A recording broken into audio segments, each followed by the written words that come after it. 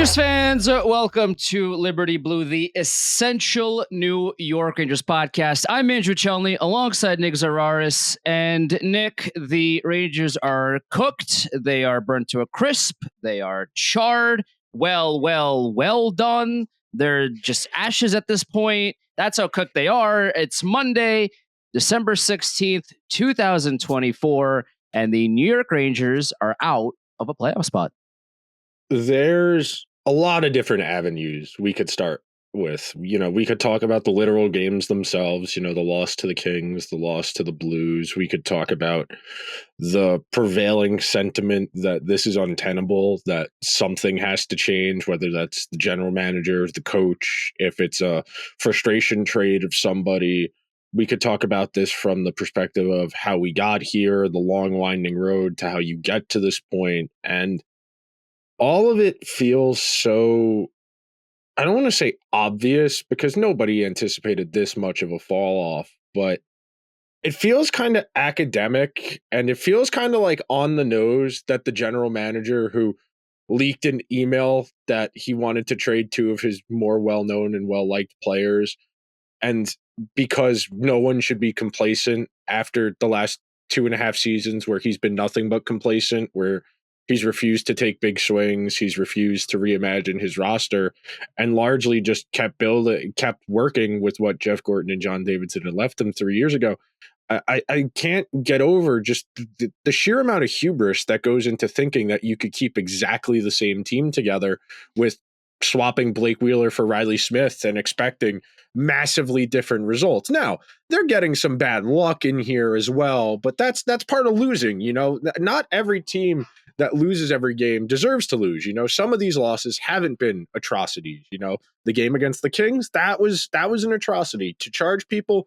And look, I understand the secondary market is not what the Rangers are selling tickets at, but if the get-in price for a game is $180 and your team is losing 5-0 in the second period, you got to be giving people something on the way out. You got to be giving them 15% off of something because $180 on a Saturday, 2 weeks before Christmas, to just not show up. And look, God bless Connor Mackey. His service last season will never be forgotten. But if the best you got, Chris Drury, to fire your team up is an AHL plug doing a staged fight to try and incite your team's already dead. That it's like whenever you're watching a medical drama and the person's dead on the table, but the medic won't give up and they keep doing the chest resuscitations. The guy's already dead. You're not bringing him back. This group look, they're not blowing this up. There's 50 something games left. They can't trade everybody they would want to trade. But for all intents and purposes, this team is dead. This team is dead. There is no 2019 St. Louis Blues DNA in this team. That would require having some intensity. That would require being able to forecheck, to cycle, to really care. And right now, I forget which goal it was in the Kings game, but Zibanejad is just gliding. Kreider just he throws his arm out with his stick to try and get in the lane, but doesn't move his feet. The two defensemen on the ice don't move their feet. Everyone's gliding, standing around, and the Kings go through and score. And if they don't care, why should we? It's that simple. If they don't care to play better, why should we care to watch? It's disrespectful to all of us and our time to keep doing this. Fundamentally, to charge as much as they do and to give as little effort, it's unfair. It's not right. It is fundamentally not right. And the one of the things that I want to highlight too about that Kings game and the Chicago game as well is that the fans were actively booing. Yeah. Like, think of it this way. Let's say the average fan spends, I don't know, let's say $200 just for the sake of it, $250 maybe, to go to the game, maybe get some food, right? Sit down, and they have to spend the time to get to MSG, to get through the doors, to get their food, to sit down. They are giving you at least 2.5 hours at MSG, and then the time it takes for them to leave MSG, get home, etc. That's like 4.5, 5 hours a long of their commitment. time. It's a big commitment, and a lot of money as well. And for a professional hockey team to hear boos raining down on them at home for half of the game, at least half of the game. for a lot of the game, and continue to not care about the outcome or any little things or like anything about the game really besides like Will Cooley is absurd. It is such an absurd thing that professional hockey players care this little about playing the game well. And that is it blows my mind to have to say that, because nobody should say that ever. If you're a professional hockey player, right, ideally you care about the game, you care about the score of the game, you care about how well you're doing, how well the rest of your team is doing, right? You want to beat the other team. That's all part of being a professional sport, an athlete. I'm seeing none of that from the vast majority of this team. There's no anger at how badly they're playing. Mostly it's from their veterans, like Will Cooley and Sam Carrick, out of all people, are playing really well, and it's everybody else for the most part that's like just out there skating on at Rockefeller Center. Like it's such a complete lack of care, to attention to detail, lack of want to hustle to the puck and skate to the puck and back check, and there's nothing. There is nothing. Like, it'd be one thing if we went back a few years ago to when the memo, the first memo was like that team was noticeably not great, and the Rangers were selling because they knew they weren't great. They had to start the rebuild. Okay. Like, that team was not great, but the expectation wasn't cup.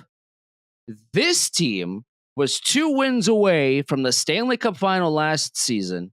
They changed essentially nothing. This is the same team, and they're not in a playoff spot.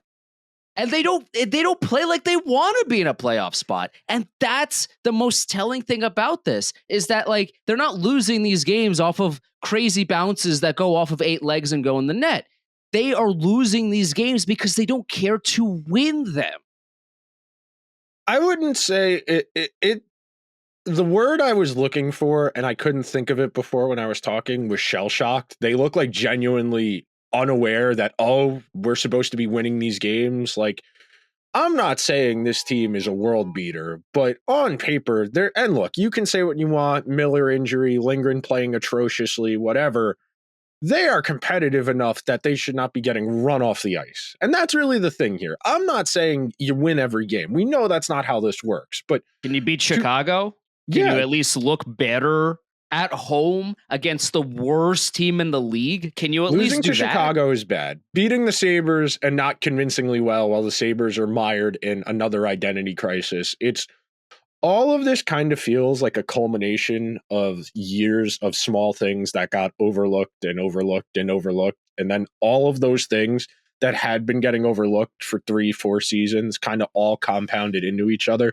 The one thing I wanted to hit on today, and this is something I was thinking about yesterday on the way home from the Giant game, was the Rangers after 2021-2022. They could have taken an honest account of their playoff run and their regular season. So I'm going to read something to you, Andrew.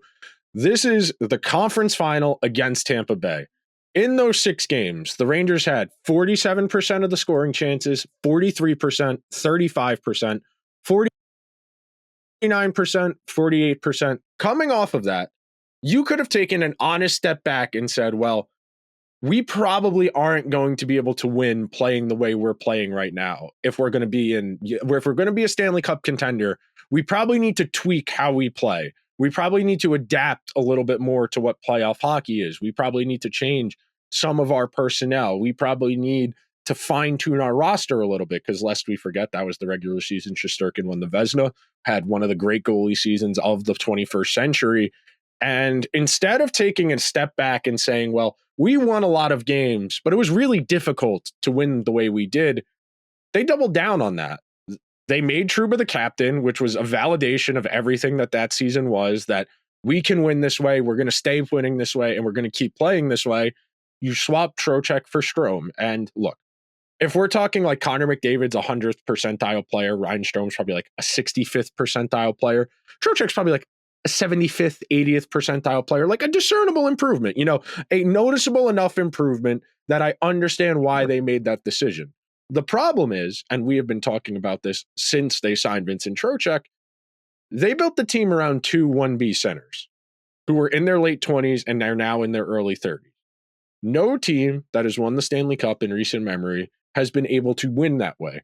Like, if you want to go back into the last decade where the counting stats are a lot lower, sure, we could have a different conversation. But based on where the game is right now and where it's been going since 2022, doubling down on guys who were not play drivers, who were not difference makers as the focal points of your team. And then on top of that, the Rangers have spent so much time trying to convince us that this defense was good. And if you watched, you could tell it was not that good. Once you got past the Adam Fox minutes, there wasn't a whole lot here to excite you. Last year, Gustafsson was a nice reprieve from the typical plugs they've had on that third pair, whether it's Nemeth or Ben Harper or whomstever.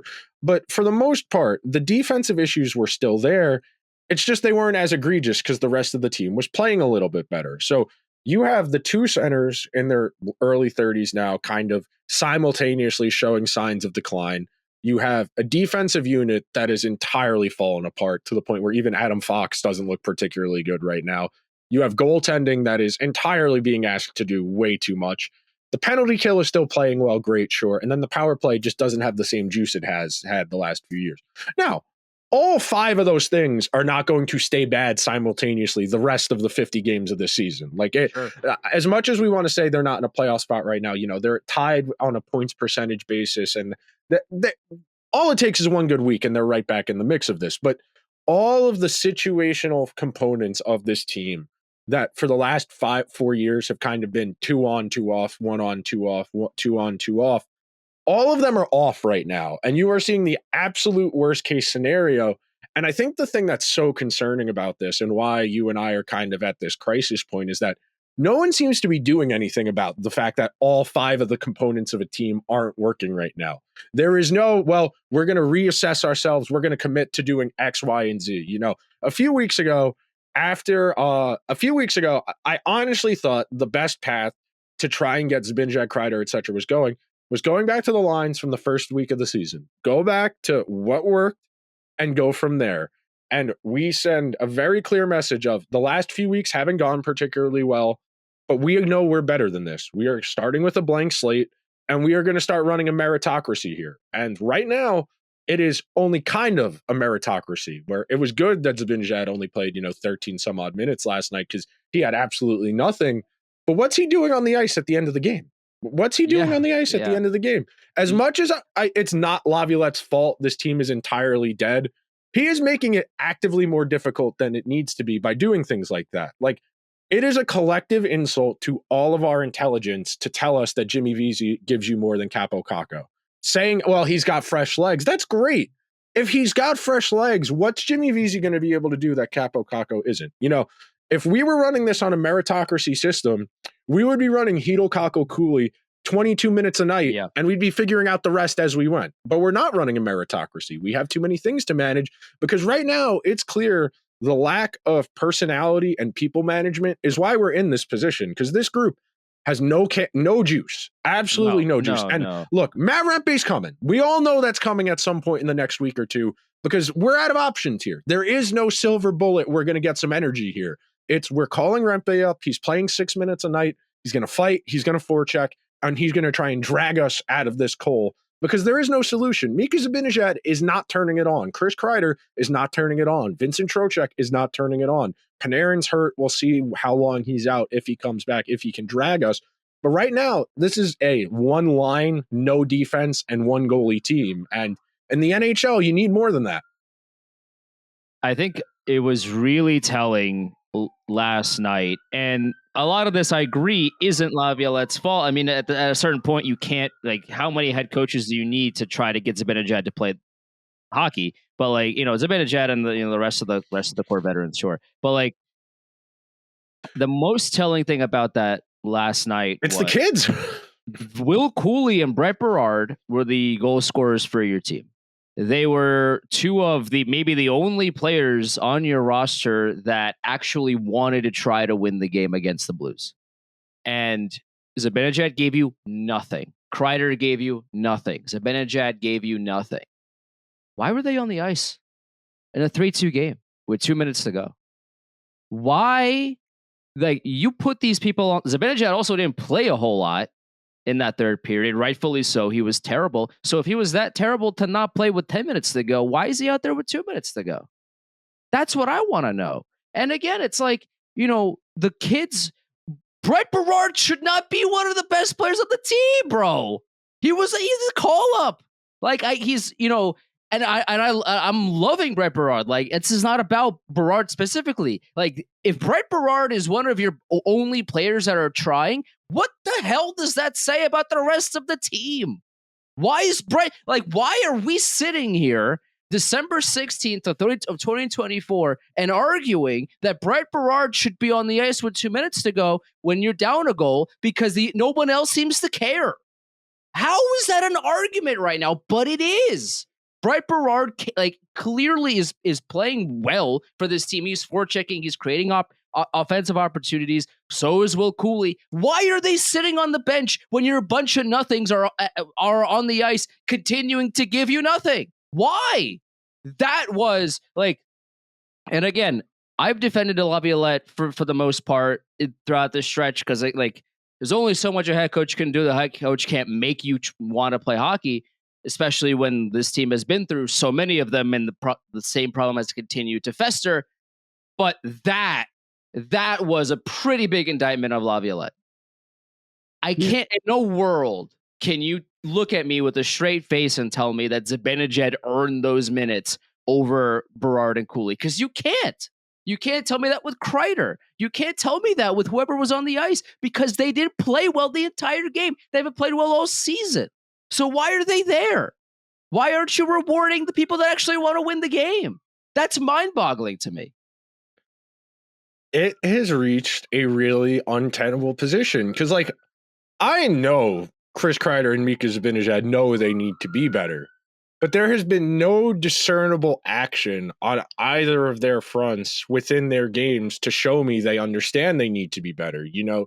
When you're struggling, you want to reduce your game to the simplest possible components, so that way you're not even thinking about it. You want to be acting instinctually within your structure.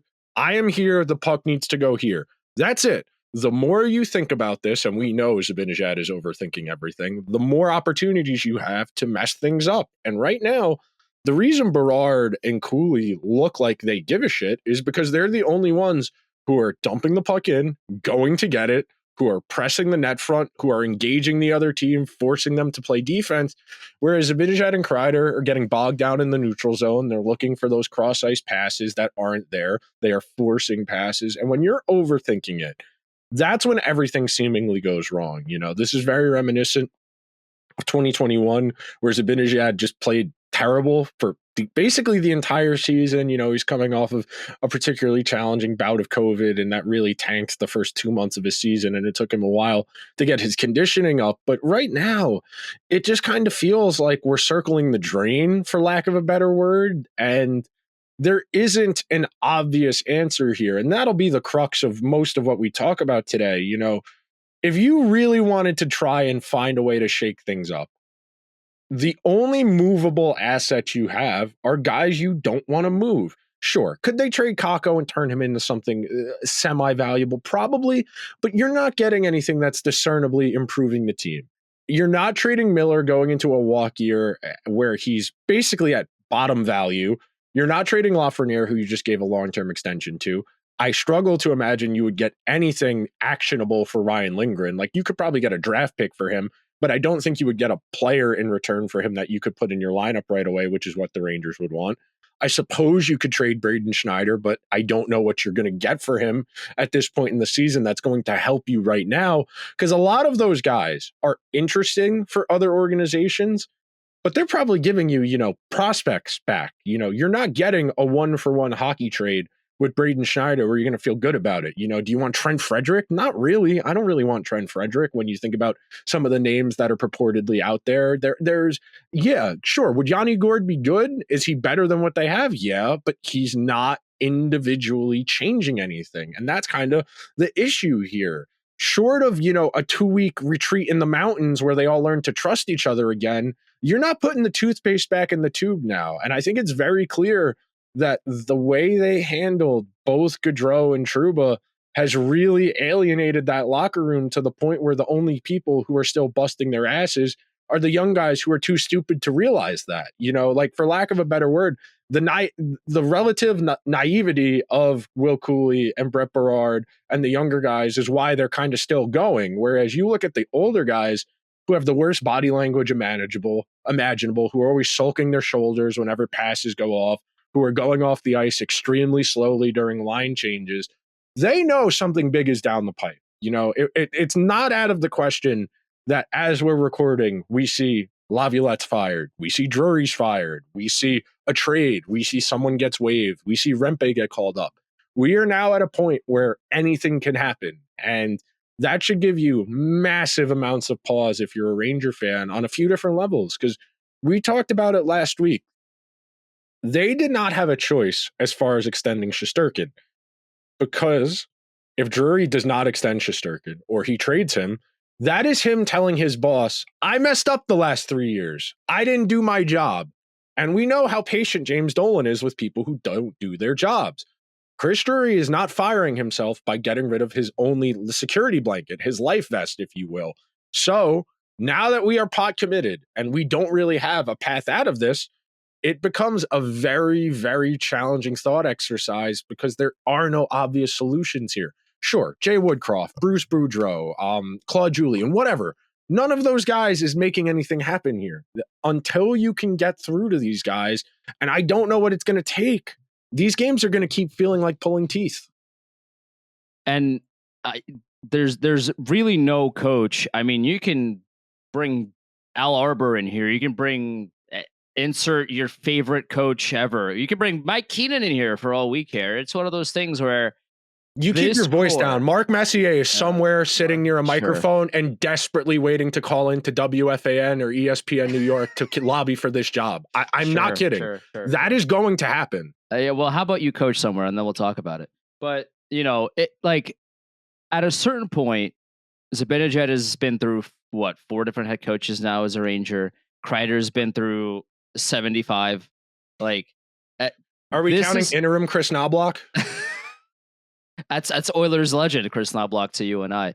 But at a certain point, it's the person behind the bench doesn't matter, because you can't you can bring a horse to water, but you can't make them drink. Like, the players have to want to play hard. The players have to want to care about the results of these games. And I'm sure they cared to a certain point. I'm sure they're not like, oh, we lost, it doesn't matter. I'm sure that, that's not what I'm saying. And I'm not, I know, Nick, you know that, but I'm just saying as a general point, like, I'm not out here saying that they're, planning their vacations in their head as they're playing the game. That's not, that would be silly. But their body language and their intensity is so miserable right now that I don't know, like, who you could possibly bring in at this point that behind the bench that would change that. And the first step for me would be to healthy scratch Mika Zibanejad and maybe even Chris Kreider, at least as a wake up call. Be like, hey, like, you're playing, like, you are one of the pillars of this team, but yet you're playing so miserably poorly that it's better for the team right now to have you sit and watch from the media booth as opposed to playing, because of how much of a zero you're contributing right now to this team. Kreider might wake up to that. I don't know about Zibanejad. I genuinely don't know, and I don't know how to read him anymore, because he's saying all these sweet nothings. He's saying, oh, we gotta play better. Okay, show me that you want to play better, because right now it's nothing. And again, if your best players are your young guys and Sam Carrick, as opposed to the people that are making the vast, the vast majority of money in the forward group and, on the team, then what are we doing here? Like, the effort's not there, the results aren't there, the skating's not there, the back checking's not there, the attention to detail isn't there, the nothing is there. There's nothing. So why are they playing if they're nothing? I want to do a little exercise with you, okay? I was thinking about this morning when I was eating my breakfast, and I think this will be That's very how much helpful. of a psycho, by the way, we are. I just want to highlight that. I think this will help illustrate the bigger point here, because it's not just about this season. So, Andrew, the Rangers' leading point scorers last year, their top four, were Artemi Panarin, Vincent Trocheck, Chris Kreider, and Adam Fox, okay? Okay. Now, if we were to put that in comparison to the last few Stanley Cup winners, so we'll start with last year. The Florida Panthers' leading 4-point scorers were Sam Reinhart, Matthew Tkachuk, Alex Barkov, Carter Verhaeghe. We saw it play out in real life. I don't really need to ask you, would you take the Florida top four or the New York top four? Because we did it. We played a best of seven, and the Florida team dominated said best of seven. But for the record, it's Florida's top four, right? Right. Okay. Yeah. So we go to the year before that. We go to the Vegas team that won the Stanley Cup. Their leading 4-point getters were Jack Eichel, Chandler Stevenson, Jonathan Marchessault, and Riley Smith. We remember Mark Stone didn't play a lot of games that year. You can make an argument Mark Stone is absolutely one of Vegas's 4 best players, but this one's closer. You could not Marchessault now. Not Marchessault now, but we're talking about in the context of 2 years ago. In the context of 2 years ago, Eichel, Stevenson, Marchessault, or Riley Smith versus Zibanejad, Trocheck, Lafreniere, Panarin. It's close. It's close. That's probably the closest one on this list, because we know we're not taking the Ranger guys over Colorado. We know we're not taking them over Braden Point, Kucherov, Stamkos, and that's really the thing that I want to hammer home here. The reason for the last 3.5 seasons, Andrew and I, and there's a minor contingency online that have been pounding the drum that the Rangers aren't good enough, is they're not good enough. Only an arrogant person would have looked at the team that lost to Tampa Bay 3 years ago and said, we're close. That team benefited from one of the all-time great strokes of luck. Trouba knocking Crosby out of the first round keeps that series going. Yep. If they lose if that doesn't happen. They lose that series in 5 games. Chicken wing Sidney Crosby, they lose that series in 5 games. Yeah. And then we're having a very different conversation about, well, how close are they? Because they believed what they did that year. And remember, that entire season, we're dealing with the Gaudreau, Reeves, we're dealing with some Sammy Blais, he gets hurt in December. We're dealing with a lot of Patrick Nemeth, and they look at that team and say, we went to 6 against Tampa, we're close. And the year after, they come back, and undeservedly so, are sticking their chests out like they really accomplished something. And they spent an entire season wasting everyone's time. They bolted Patrick Kane and Tarasenko onto a team that was flawed and didn't really want to play good defense, and lost to a team who probably has a better 1 through 4 right now, because their 1 through 4, the Devils, is all in their mid-20s, and their oldest in their core is Timo Meier, who's 28, 29, versus the Rangers, who are looking at 31, 32, 33, 34 for their best players. And then you come off of that and you say, well, we don't have a lot of financial flexibility, so we're going to be creative, and we get Quick, we get Wheeler, we get Gustafsson, and Gustafsson works out. Wheeler is fine. He's overmatched for what they ask him to do, and Quick is outstanding. We get to the deadline last year. The opportunity to go get Jake Gensel was sitting there, and the Rangers did not commit to that. They said, we think we're close.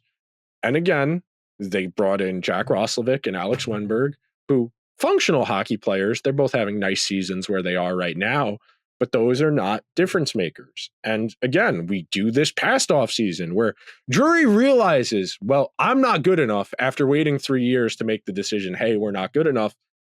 And there's no Trouba trade in the summer when they could have had time to unwind and kind of recalibrate the team, for lack of a better word. Instead, they awkwardly try and trade him and then walk it back and pretend they never tried to trade him, even though they very obviously did. They waive Gaudreau, and this entire team feels like, well, if they could get rid of them, they could get rid of me. And that's what you're looking at right now. You are looking at a group of veterans that is paralyzed with fear that they're going to be the next person thrown off the ship. And you have entirely misread the last 3 years of Rangers hockey if you're Chris Drury. If you're sitting here right now, I don't know how you could possibly feel like you have a good feel of this team, because the last 3 years have been, we're close, we're close, we're close, we're close. And the first time shit really hit the fan, it's over. You know, there is no fight. If Brett Berard and Will Cooley fight in New York. There's absolutely quit in New York, I'll tell you that. If Brett Berard and Will Cooley are the only guys leading you into the fight, at a certain point, you got to have a long, honest look at your team. And look, you could say, well, those guys are our AHL guys. We feel good about our AHL program. That's great, man. Are we going to win something, or are we just going to be? It is so. And you know, it's funny. While you were talking before, the Rangers tweeted, and I got a notification. I was like, okay, what'd they do? And it was tickets for their next home game, the cheapest tickets for their next home game against the Carolina Hurricanes that they are selling, not secondary market. $241, and they are obstructed view. Terrific. $241, the cheapest ticket the Rangers will sell you to their next home game against the Hurricanes. On the secondary market, you can sit in the 400s in the obstructed view for $187 per ticket. So the Rangers are very clearly excited about the holiday season and are very hopeful you buy your tickets to bring you and your family or your friends to a game this holiday season, because it's certainly not about winning hockey games. I am at a certain point disgusted with not just with the like it's a kind of a league mentality. Yeah. But the league has a loser mentality. A massive loser mentality. And that's not just like general managers and fans. Like, it's a lot of media as well, a lot of loser mentality in the media. And when I say that, this is what I mean. The Rangers they had a big problem with Jacob Trouba, right? He wasn't captain material. He was bad defensively. And what kind of a leader was he when he was the supposed leader and the Rangers kind of essentially gave up the season?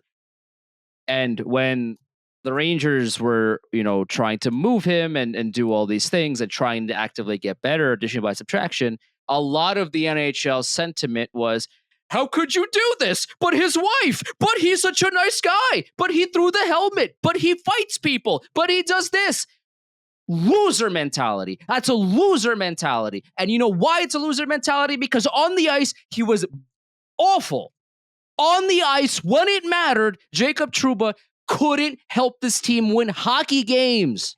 The same thing is happening. Now, I understand Zibanejad has a no-move clause. He has to waive to go anywhere. The Rangers have to scratch him.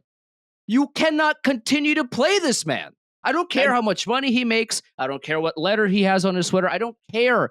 Scratch him. I wouldn't even look at it as a disciplinary thing. I would look at it, as far as scratching Zibanejad, as go home for a few days and reset, because right now this isn't working. This is entirely untenable. You cannot continue to send him out there to play like this.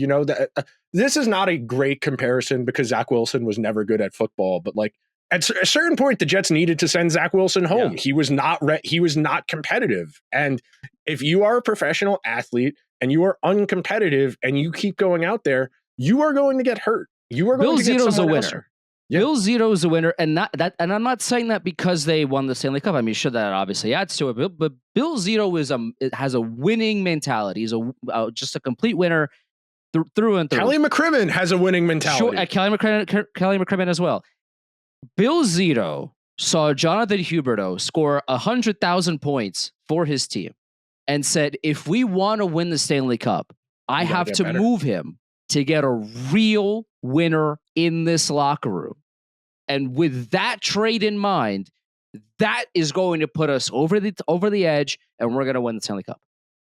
They could have signed Huberdeau to a massive extension and just kept him, and had it all be hunky dory and not win the Stanley Cup probably in all likelihood, because they like Huberdeau and Huberdeau likes Florida, and they it's a good partnership. Instead of we have a good player, but we can get an even better player through this trade. We can make this team better. And Bill Zito is a winner because he made that trade.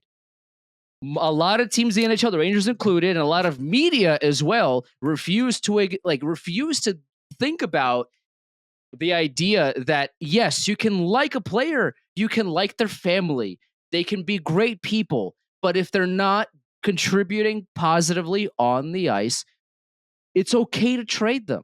It's okay to move on from them. It's okay to bring in somebody that actually wants to win hockey games, that is better than who you had before, even if they're not as liked, quote unquote, around the league. I don't like at a certain, like, I understand that being liked matters in the NHL. Like, you know, your teammates there, you hang out with these people all the time. The 90s Chicago Bulls with Jordan didn't exactly love each other. Like, we all watched the documentary. We, like, at this point, even if you're not a basketball fan, you That's have because you never won anything, Andrew. That's right. I never won anything, but, you know, Michael Jordan won 6. I don't know. But those Bulls weren't exactly, you know, Jimmy Butler. They weren't gathered around a campfire after every game. They weren't exactly in the group, they were group chats back then, but like they weren't exactly the bestest of friends. They weren't all at the Thanksgiving table together, every year. They won multiple championships. It's okay to not like people as long as it brings you to the ultimate glory. But for some reason in the NHL, the idea is that both have to happen in order for it to be successful. And that doesn't make any sense to me. That doesn't. I don't care how much you like people. Are they gonna bring you Stanley Cups? That is all I care about personally. And there's like 8 things I want to say off of that. That's why you saw me grab a Post-it and scribble down a note so I didn't lose my train of thought. But like, first of all, that entire premise is bullshit when you look at some of the people who continue to be employed in the NHL. When you look at people like Nick Cousins and Casey DeSmith, who have credible allegations of misconduct, as far as we like good people. We want good people. First of all, I think that's a crock of shit. I didn't see any hand-wringing about the Islanders putting Pierre Engvall with his no trade clause on waivers. I didn't see any of that. No, I saw a bunch of people wanting to dunk on the Rangers because it's easy. It's easy to dunk on a team with a big fan base because you know you are going to get guaranteed reactions on social and you are going to get guaranteed reactions in the comment sections of your article.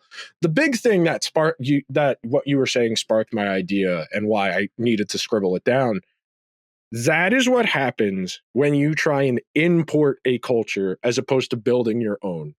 The Rangers desperately want credibility to be taken seriously. And instead of doing the hard work in 2018, 2019, 2020, 2021 of really establishing what it means to be a Ranger, how we're going to go about this next wave of guys, and this isn't even Drury's fault, this predates his tenure, they imported people from other places without an understanding of what worked in those other places, why those guys were good in their other places. And you get to a point where they imported Trouba, they imported Gaudreau, Blake Wheeler, these guys from other organizations who had gravitas, who had, leadership experience, who other people respected. But you never took the time to build your own guys up. You never empowered the guys who were already here to be in a leadership position so that when things happened, they would be able to take it by the hand, take it and be able to manage it, to be able to handle it. I joke, one of my friends jokingly said, do you think Jimmy Butler would accept the trade to the Rangers? Because that's the type of guy they need right now. And Jimmy Butler would make this team sob. Jimmy Butler would have this team crying if the Rangers actually had a hard teammate who was demanding better of them.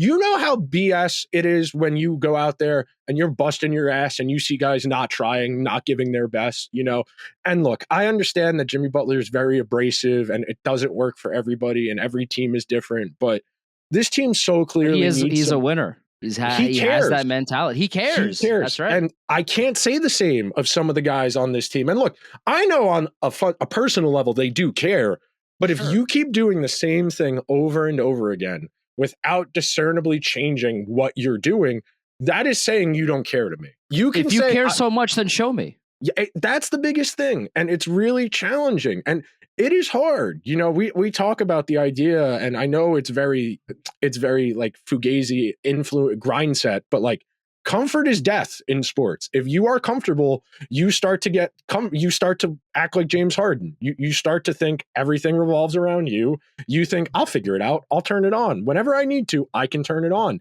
And that type of behavior is infectious. It's dangerous because when you're a team that is on the younger side in terms of overall age, you start to tell the younger guys, well, we don't have it tonight. That's it. Game's over. And you go out there and you have to play another 40 minutes. And you have to find ways to not flush an entire season down the toilet, because that's where it very much feels like we're close to going at this point. Because We still got, all of January, February, March, April, half of April. You got 3.5 months. We got 3 months till the trade deadline. Trade deadline's March 5th. You got 3.5 months. Show some pride. You got 3.5 months because ultimately, that's what's driving the existential crisis right now is a lot of people looking around saying, oh, I thought we were going to be competitive this year and next year, and we were going to be able to keep this going. And the last thing I'll say before I throw it back to you, there's a scene in the first 30 for 30 about the University of Miami where the coach of that team, Howard Schnellenberger, he looks at the camera and he says, Cinderella doesn't get back to the ball. And that's kind of how it feels right now. The Rangers, after last year, it was an opportunity to say, we're close, but what we have isn't good enough. And then we did a summer of half measures, and we didn't do anything to try and get back to the ball. We didn't talk to our fairy godmother. We didn't get the magic slipper. We didn't get the carriage. We got Riley Smith, and I like Riley Smith. He's not a bad hockey player, but Riley Smith's not magic. That's really the beauty of it all. You got the golden ticket to visit Wonka's castle. You got it. You won. You made it there. But the goal is to go back, and you can't go back if you only got a ticket once. That's kind of you didn't buy more you got one Grammy for it. You got one shot, one opportunity. One shot. That's right. Don't miss your chance to blow. But it's the Rangers had it twice. They had two separate opportunities to look at their team and say this isn't good enough. That's right. And they couldn't do it. And Chris Drury couldn't pull the trigger and say it wasn't good enough until it was too late.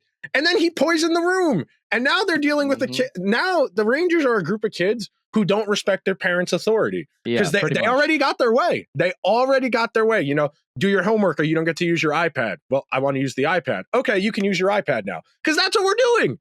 Instead of fixing it, they are emboldening this bad behavior by allowing it to exist. Right. Send a message.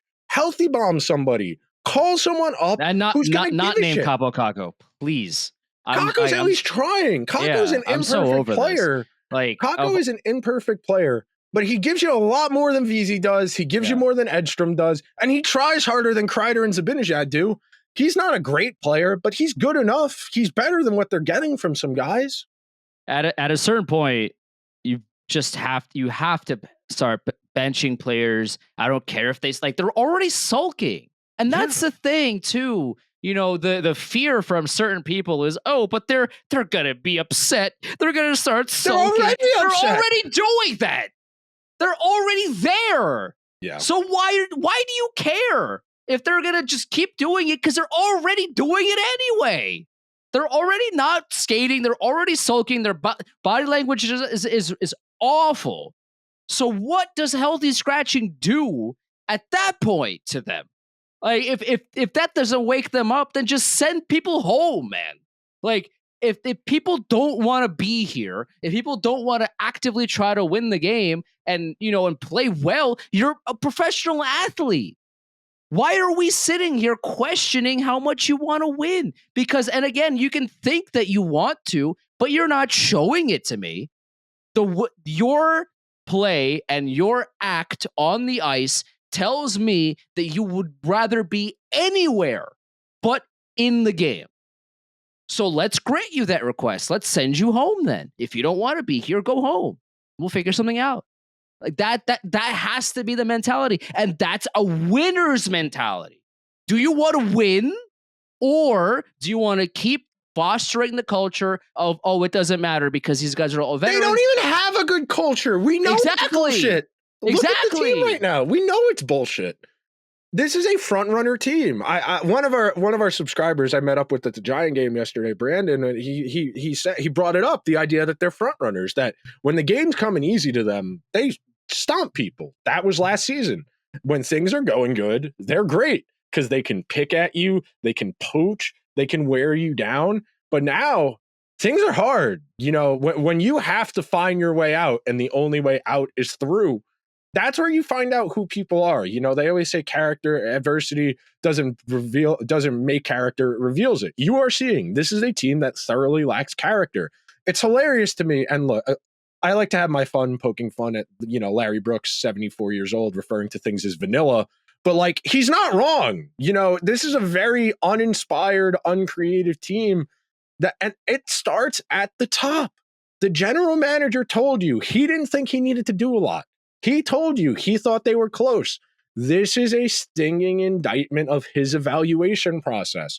And look, there are a million things to relitigate over the last 4 years, but the constant in it all has been a unanimous message of we are close. Trust us, we will get you over the finish line. And it's been Blake Wheeler, it's been Jack Roslovic, as opposed to the big franchise-altering move. And that's because that requires conviction. That requires fortitude to execute the big type of trade that would potentially improve this team. There's risk involved. And very clearly, this general manager does not have that appetite for risk. He is very much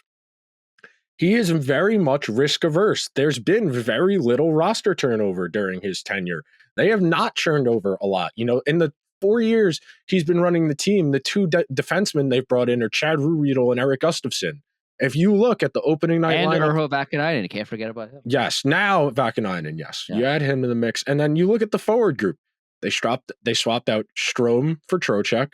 They swapped out from 3 years ago Barclay Goodrow for Riley Smith. They swapped out Ryan Reeves for Edstrom. We're not exactly reinventing the wheel. We're not re-envisioning what this team can be. We are just adding on to what it already is and hoping that things change. And you always talk about it from the perspective of offense. Well, we can't just hope we're going to draw penalties. We have to find ways to create. It's the same thing. That attitude starts in the front office, that we're close. We're going to hope that this all works out for us. And look, the last thing I'll say before I throw it back to you, they're 1 point out of a playoff spot. Everyone in the East other than Florida stinks, and Florida's been shut out 2 games in a row. Like, even the Devils, their goaltending hasn't really worried me as much as I thought it might. It's right there in front of them. This is not a tall ask to get back in the mix. I'm not saying win anything. I'm saying to show signs of life and to justify people paying $180 to come watch you. I'm not asking for a lot right now. I'm asking for competitiveness. I'm not even saying win some games. I'm saying show up and act like you give a shit. That is not a lot to ask. We are giving more of a shit doing this right now than they did last night playing the Blues. I would have to agree. I mean, yeah, I would have to agree. Like, besides, Will Cooley and Brett Berard cared last night, but other than those two, it'd be tough to find somebody that actually looked like they wanted to win the game. Maybe Jonathan Quick sure did, but other than that, the list is pretty short.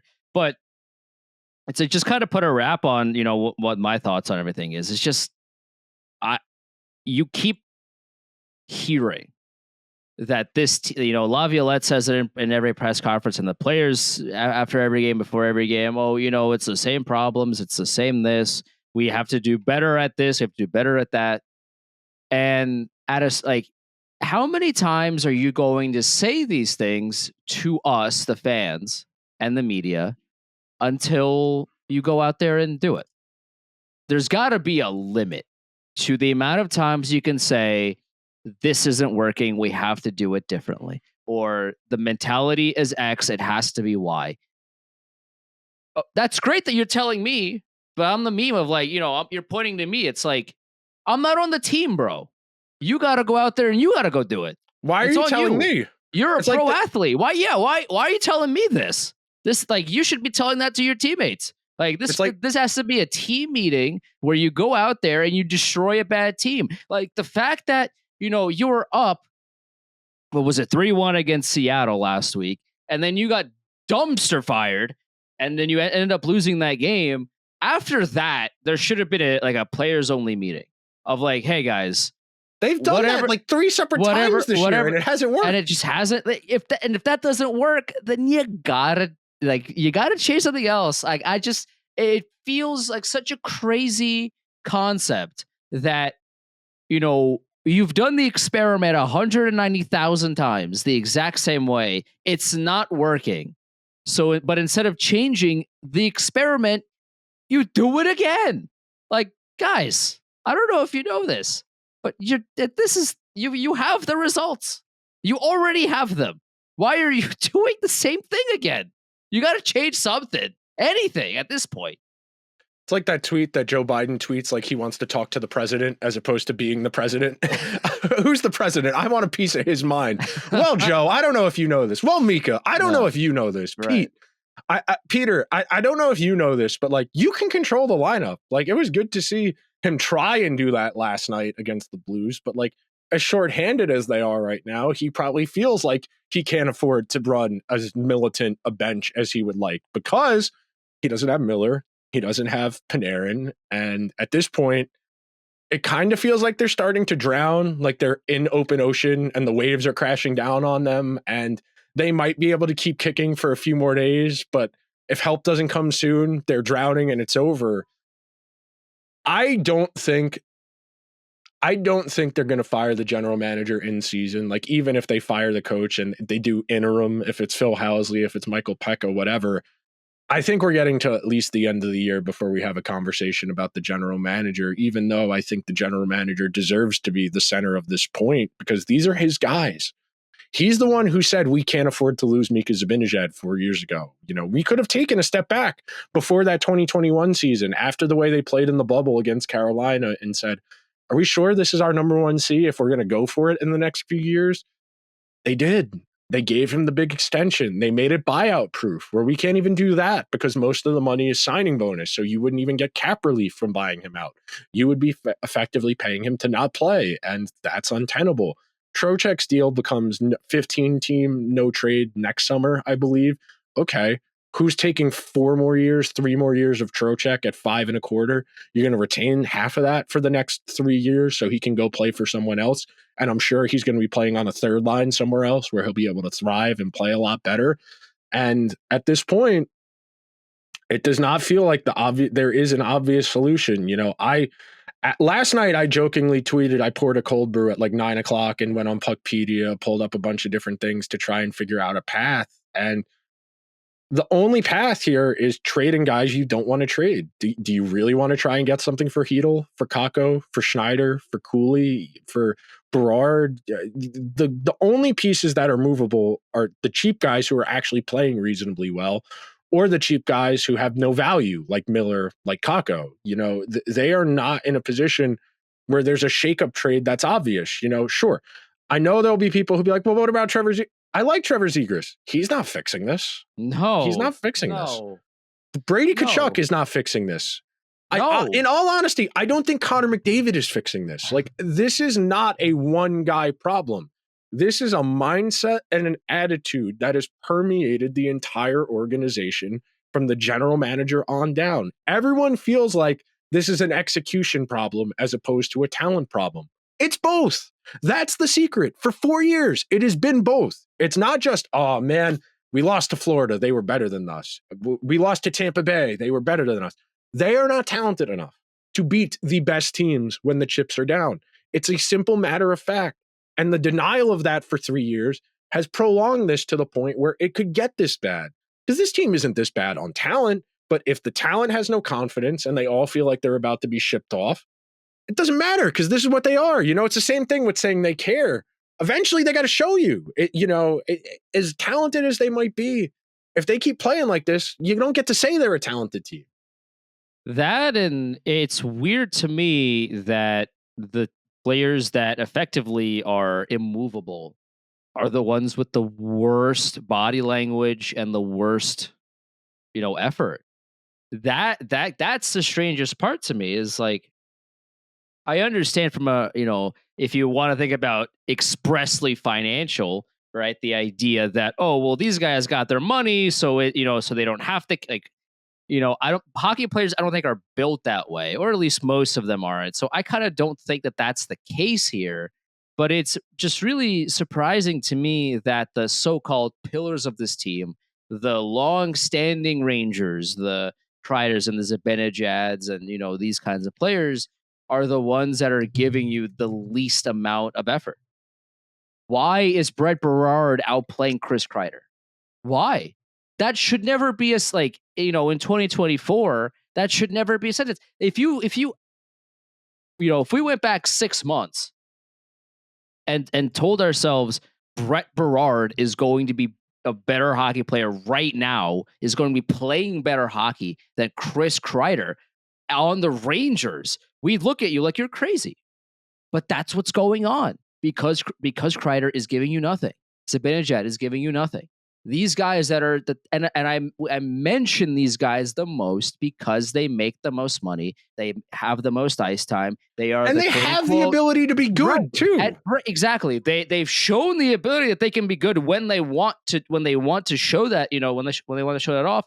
And they are the leaders of this team. That's why they have to be singled out as much as they have been. Why, as the pillars of the New York Rangers, are we questioning your effort, your ability, your want, your ability at this point, because you haven't shown anything for the past 2 months about wanting to play the game the right way? These are questions that we shouldn't be asking you, because you should be going out there and you should be proving to us that you care and that you want to win these games. But because you're not doing that, we now have to ask you whether you want to win. And through these 2 months, you've showed us that the answer is no, you don't. Regardless of what you want to say to Molly or to Brooksy or to whoever you want after the game, if you don't show us that you want to, then we don't care what you have to say. Brooks needs to challenge someone to a fight. He almost fought Dan Boyle, so. At this point, man, the people who cover the team are doing more work. They're the ones who have to watch this. Dan Duggan of The Athletic, who covers the Giants, he didn't even write about the game yesterday. He just wrote about covering the game. That's how miserable it is. You don't think we would like to be talking about how good the team is? Last year was so much fun. Last year was a delight. Talking about all of these miraculous games they pulled out of their ass, pulling all of these ridiculous wins out of nowhere. And now, it's all you got is the anecdotes and the memories, because this team stinks. This is miserable. You know how bad shit is right now? Yeah. How much better things you could be doing 2 weeks before Christmas than watching the Rangers play the Blues at 6:00 on a Sunday night while the Bills are playing the Lions in an absolute barn burner, while there's other hockey on, while there's football on, and the Rangers are asking you to spend time. This is a waste. The Knicks realistically, the Knicks played well. The Knicks did play well. The Knicks got to get it together. I still think they need another big man. I think that's definitely something that's hurting them. I would agree. Again, I ask, can Leon Rose do both? We actually on NBA Insiders yesterday on NBA Radio, we had Bill Pito on the show, and he said that the Knicks need a 4. So you know what? And he's right. So there you go. I feel like it's pretty obvious that the Knicks are right there. It's just a matter of if they can get everything to line up. I mean, easily the most talented Knicks lineup of my life. Yeah, the Knicks are very fun to watch, which is the complete inverse of this of the Rangers right now. Yeah, no, watching the Rangers is like sitting at the DMV waiting to be called. Like, yes, we're here. It has to be done. But God, this is miserable. They are here. The Rangers, like, essentially, like, right now they're showing up to games like they're showing up for a job that they don't want to be at. Like my brother, you are a professional I understand, athlete. Andrew. I understand. Yeah. I don't want to get any work done this week either. We got a week and a half till Christmas. Nobody wants to do any work. The group chats are lively. The group chats, me and my friends, everybody's supposed to be working right now. The group chats have never been livelier. Nobody is getting any work done. I understand. I understand that New York Rangers. I do.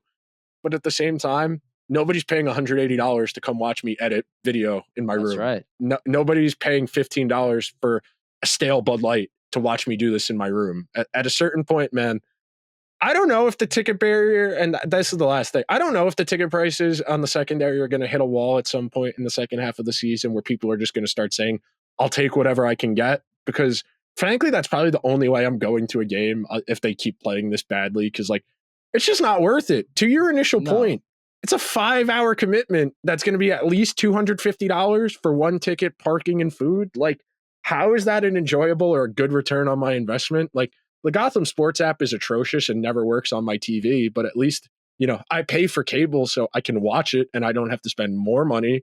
I pay for a cable box so I can watch this goddamn team not care. Like that's where we're at. I have a cable box for the Rangers, for the Knicks, for like, TNT and ESPN when the national games are happening. I have ESPN Plus for everything else. And like, that's it.